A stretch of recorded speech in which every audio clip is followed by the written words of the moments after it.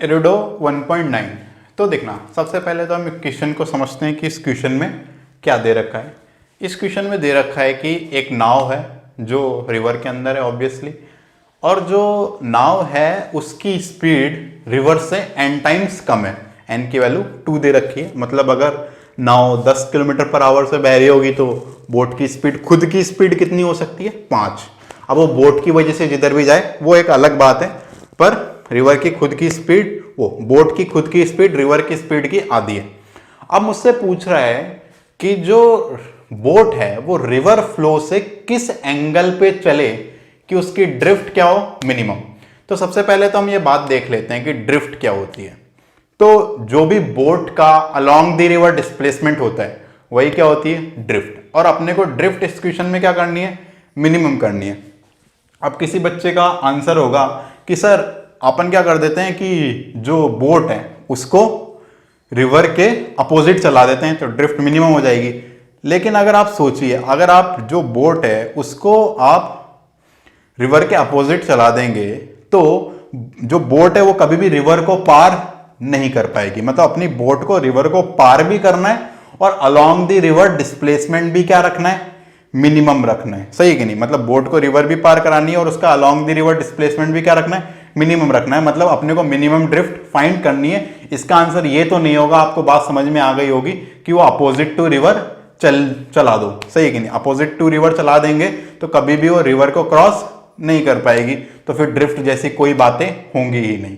तो अपने को फाइंड करना है कि बोट को रिवर फ्लो से किस एंगल पे चलाएं कि उसकी ड्रिफ्ट क्या हो? मिनिमम हो। तो इस क्वेश्चन को देखते हैं। देखना, मान लीजिए कि यहां पे बोट है और बोट की स्पीड अगर मैं मानूं, बोट की स्पीड में मानूं u, तो रिवर की स्पीड कितनी होगी?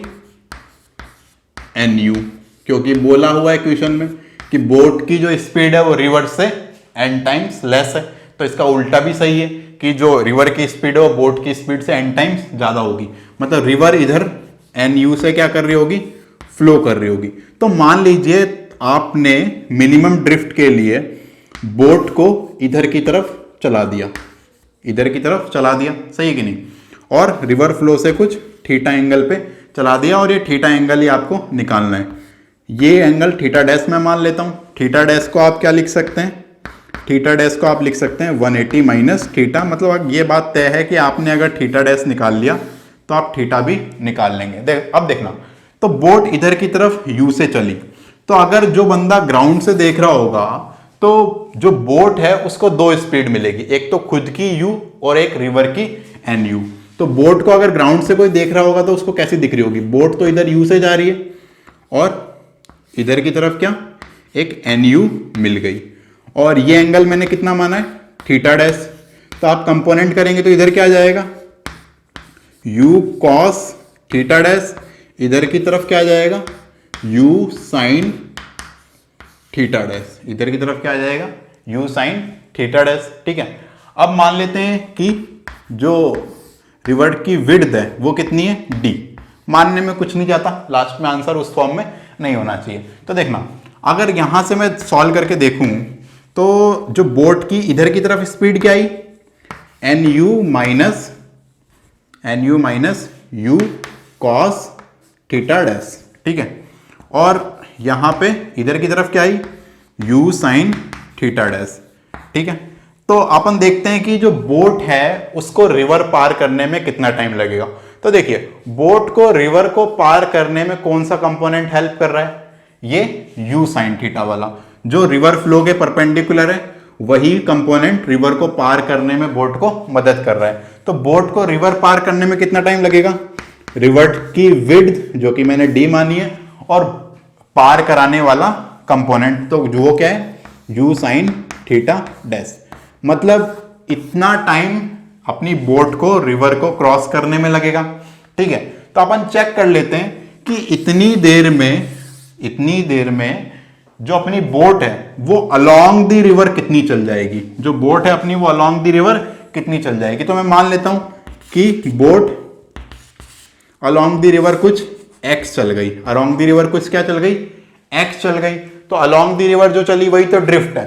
तो बोट अलोंग द रिवर मान लो x चल गई, तो अलोंग द रिवर निकालना है मुझे, तो क्या अलोंग द रिवर स्पीड कितनी है, ये रही। अलोंग द रिवर स्पीड कितनी है, ये रही, ये अलोंग द रिवर स्पीड है। और अलोंग द रिवर कितनी देर के लिए चली, इतने टाइम के लिए चली।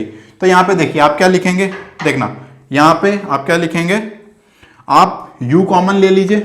u कॉमन लेंगे तो क्या लिखेंगे, n minus cos theta dash. तो ये तो रिवर के अलोंग स्पीड आ गई। दूसरी बात टाइम, टाइम को आप क्या लिख देंगे, d divided by u sine theta, d divided by u sine theta dash. ये क्या आ गया, अलोंग द रिवर कितना चली। अब अलोंग द रिवर को मिनिमम करना है, अलोंग द रिवर को क्या करना है, मिनिमम करना है, मतलब ड्रिफ्ट मिनिमम करनी है। मतलब रॉड अलोंग द रिवर कितनी चल गई वो देखना है अपने को, कि अलोंग द रिवर कितनी चली उसको क्या करना है, मिनिमम करना है। तो इसको क्या कर दीजिए, dx upon D theta dash बराबर 0 कर दीजिए। ये आपने क्या किया, x का मिनिमा निकाला थीटा डैश के रेस्पेक्ट में।